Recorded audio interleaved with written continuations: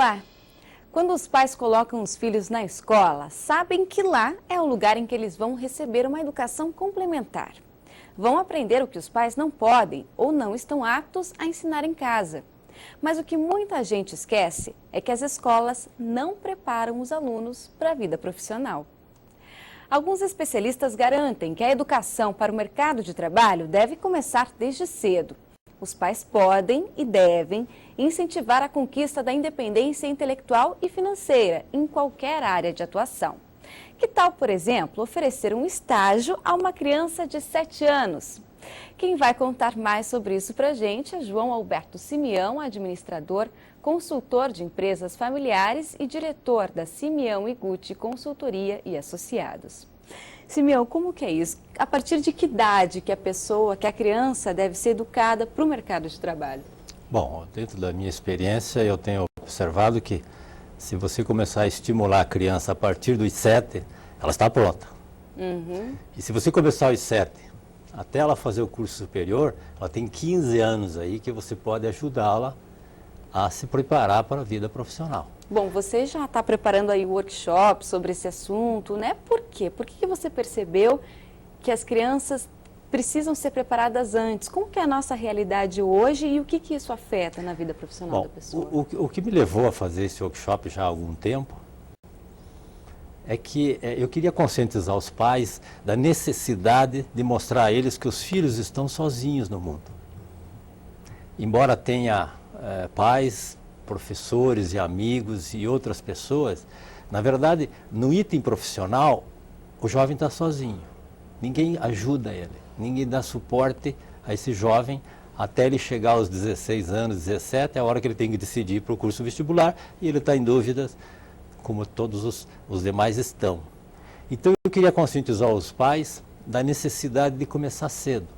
E a partir dos 6, 7 anos, a criança está preparada para fazer esse planejamento que deve ser liderado pelos pais, porque se você observar, ninguém está tão preocupado com os filhos senão aos pais. Quem que vai estar preocupado com os filhos dos outros senão os pais? Claro. Bom, então, mas por que os pais não estão ainda alerta para isso? Porque eles não estão preparados, eles não têm preparo nenhum para ajudar os filhos nesse tema. E aí o workshop para auxiliar os pais a mostrar vários caminhos onde eles podem, sem muito esforço, fazer esse ensinamento aos filhos. Você falou em estágio aos 7 anos. Né? É a pergunta que mais fazem para mim. Por que os 7 anos e não... enfim, o que se diz para uma criança de 7 anos?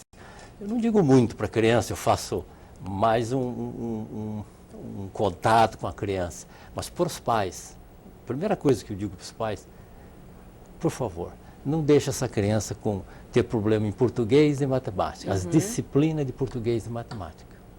Essas duas disciplinas serão a âncora para a vida pessoal e profissional desses jovens, de todos nós.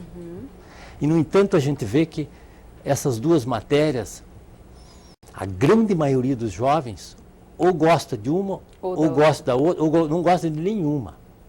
É verdade. E, na verdade, nós não nascemos não gostando ou não tendo capacidade para nenhuma das duas. É uma questão, lá no começo, você ajudar a criança. Se ela está indo mal em matemática, se você não está preparado em matemática, a tua matemática foi diferente, peça ajuda, vai na escola, peça para o vizinho, alguém sempre sabe um pouquinho mais, acompanhe, né, as lições de casa, porque a matemática é sequencial, se você não aprender num mês, num ano, você tem problema no outro. E aí a criança vai ficando com deficiência nesse item e vai não gostando da matéria, às vezes não gosta do professor, às vezes não decorou bem uma fórmula, enfim. Português é a mesma coisa. Vai fazer uma leitura em voz alta, gagueja, aí já tem restrições para a próxima, vai escrever alguma coisa, não consegue escrever, porque não consegue ler, ou não tem essa leitura. Bom, português e matemática seria o conselho... O básico. O básico. Invista o que puder, aula particular se puder, mas Mais atenção, de repente, muito né? mais Na hora da lição de casa. do que atividades extras. Mas o que a gente percebe não acontece. Ah, meu filho não gosta de matemática. Ah, Não meu filho adianta. não adianta. Eu também era assim na escola. E essas coisas até vão animando a criança, né? A não Então, gostar mesmo. 7 anos de idade, a primeira coisa é você. Essas duas matérias são importantes. E que história é essa de estágio, Simeão? Como? Que tipo de estágio oferecer para uma criança de 7 anos? Bom, estágio é outra pergunta também que assusta um pouco. Então, o conceito de estágio que nós temos, a maioria de nós temos, é um estágio numa empresa grande, 8 horas por dia, enfim. Esse que eu estou querendo conscientizar os pais a fazerem é um microestágio. Por exemplo, uma criança de 7 anos, se você pegar pelas mãos, né, e ir até uma padaria e dizer, olha, aqui não só vende pão, pães e doces. Aqui, o seu José aí, que é conhecido, ele faz dinheiro disso. Isso aqui é um negócio. É o negócio dele. Ele compra farinha, ele compra ovos, ele vai lá, faz o... Enfim, se você conhece, inclusive, o padeiro, o dono da padaria, né, você leva a criança lá dentro para ver como é que faz. Você pega e dá meia hora tudo isso aí, né? Aí você leva essa criança num outro dia, na semana seguinte, no posto de gasolina. Olha, isso aqui é um posto de gasolina. Você vai no pediatra da criança, diz, olha, tá vendo aqui? Ele trata de você quando você fica doente, mas aqui é um negócio. Ele ganha dinheiro fazendo isso, porque ele é médico, porque, enfim... E aí você vai em todas essas atividades que estão ao alcance de todo mundo, esses negócios, uma videolocadora, numa farmácia, não vende só remédio, lá é um negócio também. Então pode ser que nas primeiras conversas a criança diga, tá bom, gostei e tal. Mas você pode voltar lá na farmácia 2, 3 vezes. Então você imagina você fazendo isso aí uma vez por mês, a partir dos 7, quando ele chegar aos 15, ele já sabe o que é da vida, inclusive. Que curso ele quer fazer. E essa orientação que os pais devem dar para o filho desde cedo, para buscar, né, para ver se a cabeça se abre melhor e mais rápido, ela deve ser feita assim. Por exemplo, meu filho tem jeito que vai ser advogado. Como que os pais devem perceber isso e de que forma agir? Bom, parece que vai ter o seu próprio negócio, parece que ele quer isso, como que deve ser isso? Eu gostaria que ele fosse isso. Isso aí é uma convivência com a criança. Então, a hora que se estabeleceu, vou ajudar meu filho a fazer um planejamento de vida profissional, um item principal, um dos principais, é o autoconhecimento. Quem eu sou? O que eu sou mais importante, ou inteligente, né? Quais são os meus talentos, que se fala muito, né? E talento, você sabe que eu não consigo dizer muito os meus talentos, né? Sim. É as pessoas que estão perto da gente que fazem certos comentários e as atividades que você desenvolve com muito mais facilidade que outros dão algum sinal de talento. Talento é aquilo que você faz com paixão e faz com simplicidade e não tem muito esforço em relação a outra pessoa que faz a mesma coisa. Bom, e aí você tem que descobrir os talentos dessa criança. E isso é um processo lento e demorado. Então, você tem que observar a criança nos trabalhos escolares, nas brincadeiras em casa, com os amigos, para ver aonde que ela começa a despertar interesse. Nas matérias, que é comum, né? Qual a matéria que você mais gosta? Por que você gosta dessa matéria? Eu gosto porque eu gosto do professor. Enfim, e aí você vai colhendo todas essas informações. E aí, um item para mim, que é fortíssimo, é o hobby. Isso que eu ia te perguntar. É importante, então, os o pais hobby levarem em é conta mágico. isso. O que é o hobby? O hobby é aquilo que você faz com paixão, que você decidiu fazer aquilo. Que você não faz por obrigação. Não faz por obrigação, o tempo passa sem nem ver, você esquece de comer, de ir no banheiro. O mundo para você é aquilo. Isso é hobby. Tem muitos que dizem que se você conseguisse transformar o hobby em profissão seria um oásis.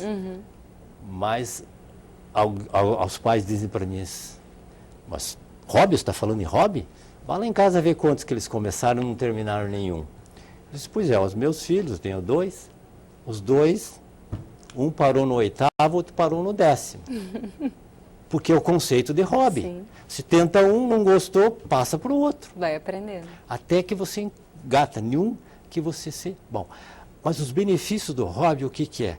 A criança, principalmente, quando ele pega um hobby que ele se identifica, ele começa a ficar um expert naquilo.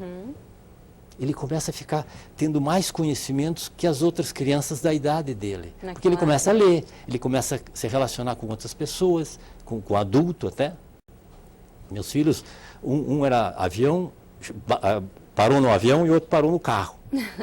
Eles com 10 anos, eles entravam numa roda de adulto e falavam com uma certa propriedade de conhecimento, de escutar avião e dizer, olha, essa é a marca tal. E eles já trabalham, Simeão, trabalham com isso? Os 2 são engenheiros e, inclusive, você vai definindo algumas características de que área você vai optar, se é biológica, se é humanas ou se é exatas. Meus 2 filhos, com 10 anos, eles já sabiam que não tinha nada a ver com biologia e não tinha muito a ver com humanas. Aos 14, os 2 já sabiam que era engenharia mecânica. Olha só.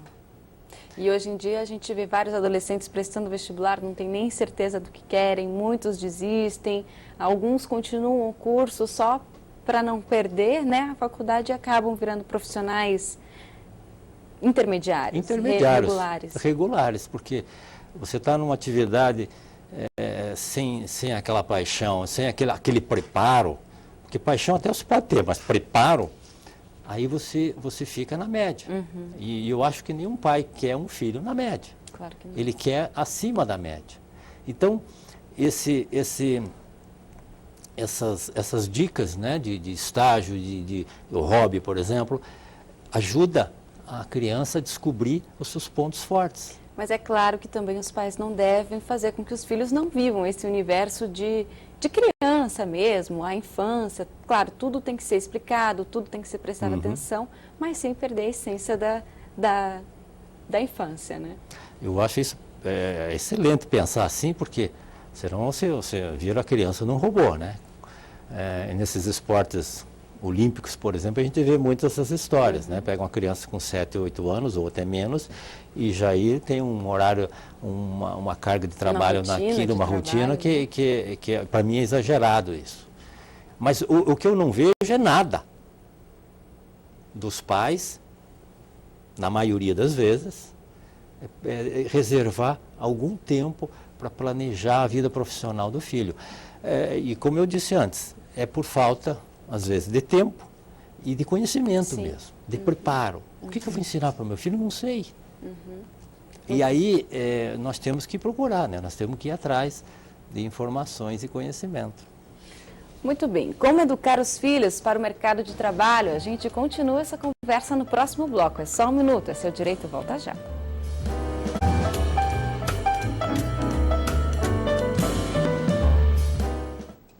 Você sabe como ajudar o seu filho a se tornar um profissional de primeira linha? Qual é o segredo para, desde cedo, identificar a profissão que mais combina com ele? E que tal dar um empurrãozinho para o seu filho se tornar dono do próprio negócio? A educação das crianças e adolescentes para o mercado de trabalho é tema do Seu Direito de hoje. Aqui no estúdio eu converso com João Alberto Simeão, administrador, consultor de empresa familiar e diretor da Simeão e Gucci Consultoria e Associados. Simeão, tem como a gente ajudar os nossos filhos a criarem esse dom da liderança, que é um dom tão exigido, não sei se é um dom, o que é isso, que é tão exigido hoje em qualquer profissão? Bom, tem algumas pessoas já que nascem com essas habilidades um pouco mais desenvolvidas e são líderes natos e se tiverem ajuda vão ficar mais fortes ainda. Mas a maioria de nós podemos sim aprender a liderança. E o mercado de trabalho, e tanto no lado pessoal como profissional, exige que as pessoas tenham algum nível de liderança. E a liderança se aprende, na minha opinião, já desde pequeno. Como é que você ensina uma criança a ser líder, né? Por exemplo, se você convidar uma criança fazer um chá em casa. Aí pede para teu filho, tua filha, convidar alguns amigos. Então senta com o teu filho, com a tua filha e diz, bom, então vamos planejar o chá que você vai oferecer para os teus amigos. O que nós vamos fazer? Que horas que nós vamos fazer? Fazer a criança participar também. Fazer a criança até fazer. O que nós vamos usar? O que nós vamos oferecer para os amigos de vocês? Ah, tem em casa? Não tem. Ah, nós vamos oferecer esse chá, o outro chá, essa bolachinha. Levar a criança junto para comprar. Para comprar, faz a listazinha. Na primeira vez, você faz quase 90%. Mas na segunda, a criança é curiosa, a criança gosta de participar. O que nós vamos fazer com os teus amigos quando eles chegarem? Que brincadeiras que nós vamos resolver? Isso vai despertando a liderança na criança. É o poder de tomar decisão. É o poder de tomar decisão. Ótimo. Então a criança começa a aprender. E em outras atividades, por exemplo, acampamento, dentro de casa, né? Já é um negócio, um evento um pouquinho maior. É de sábado para domingo. Aí você tira todas as mesas, põe um lençol lá, faz uma barraca, convida uns 2, 3 jovens ou crianças e é um acampamento. O que nós vamos fazer? Já é um evento maior. Eu chamo de acampamento internacional na sala da tua casa. Né? Por quê? E aí você começa a desenvolver a liderança. Existe uma atividade extra-classe, que é o escutismo, que ensina muito isso. É verdade. Então nós temos que se preocupar, porque o mundo profissional, o mundo corporativo, ele está atrás de pessoas com um certo nível de liderança. Senão, eles procuram outras pessoas. Então, o plano, quando você tem que ajudar um jovem nas várias etapas, você tem que montar o plano dele. Ok. A gente já falou um pouquinho da criança de 7, 8 de anos, então vamos dizer que nosso filho está crescendo. Ele está crescendo. Então, você tem um ensino fundamental, que tem que se preocupar com algumas coisas, mas ao mesmo tempo você já tem que desenvolver o que ele gosta, o que ele não gosta, em termos de áreas, grandes áreas, biologia, exatas e humanas. E aí você começa a ter um preparo com a criança, pensando no segundo grau. Mas antes do segundo grau, a criança já tinha que ter alguma definição entre áreas e até profissão. Pelo menos saber o que já não gosta. O que não gosta. Então, aqueles microestágios que a gente falou anteriormente, aquilo ajuda a criança até despertar o empreendedorismo que todos nós temos. Se ele vê que a farmácia, o padeiro, da videolocadora, são pequenos negócios, por que ele não pode ter um? Sim. E aí, você, por exemplo, ter as matérias em cada ano, né, em cada período do ensino, que é o fundamental, português e matemática a gente falou. Daí quando ele entra no segundo grau, ali já tem um ponto crucial, incentivar o jovem a fazer um intercâmbio internacional. Esse é importante. Esse é a idade mágica que um ser humano atinge. Tinham? 16 anos. É de 16 para 17. Quanto tempo mínimo você acha? É 9 meses que você fica fora. E tem intercâmbios oficiais entre países, mais de 150 países têm intercâmbios oficiais, que você paga um preço bem reduzido, paga praticamente a passagem e algumas despesas tuas. Você fica numa casa de família, estuda numa escola e aprende toda essa dinâmica do mundo internacional e de uma cultura diferente e ainda, além de tudo, aprende uma língua fluente. E além disso também passa a ter que se virar mais sozinho, né? Além de você sair do teu convívio, cai de paraquedas no outro convívio, outra cultura, outros amigos, outros pais, outras culturas, outra dinâmica acadêmica, e assim você se adapta. E a criança, nessa idade, ainda ela aprende uma língua, um idioma estrangeiro, quase sem sotaque. Então, tem que reservar um tempo e um valor, e, claro, tem que preparar a criança. Porque se você chegar para a criança, os jovens, aos 16 anos, você quer fazer um intercâmbio? O que é esse intercâmbio? Esse intercâmbio você tem que ficar 6 meses. Acho que não. Meu filho não quis ir. Você tem que preparar o jovem da importância disso. Claro que dá para você fazer uma experiência internacional durante a faculdade, mas já é mais difícil e já não é a mesma coisa. E daí, quando a pessoa entra na faculdade, ela tem que, nos 2 primeiros anos, ela tem que estudar mesmo. Se ela puder fazer estágio, pequenos estágios de meio-dia na semana, dois meio períodos na semana, é o máximo que eu aconselharia. Por que, Simeão? Porque daí não aproveita, se o estágio é o dia inteiro, por exemplo, você não consegue fazer direito nem estudar, nem o trabalho. E é uma atração para o jovem, né? Trabalhar o dia inteiro, ganhar e estudar à noite. Seria o máximo, né, que um jovem podia acontecer, ou até para o pai, né? Pô, ele está ganhando bem e tal. Só que, na verdade, ele não estuda direito e nem trabalha direito. É claro que existem as exceções, né? Tem gente que precisa trabalhar para pagar a faculdade. Aí é um estudo à parte que você tem que ajudar o jovem diferente.